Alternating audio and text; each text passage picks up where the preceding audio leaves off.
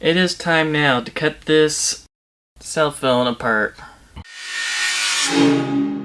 Hey, welcome back everybody. As today we're going to be taking apart and cutting this cell phone today with the table saw here.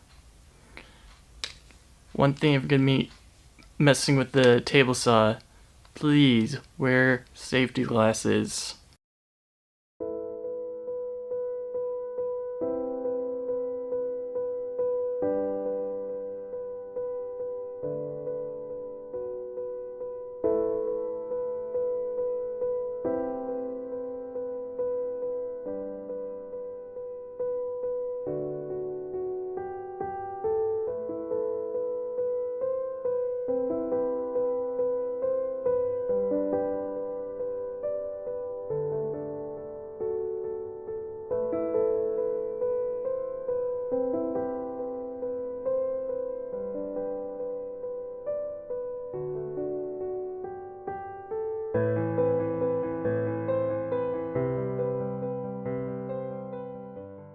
If you see this little area, this is where all the information, data, and where the cell phone is.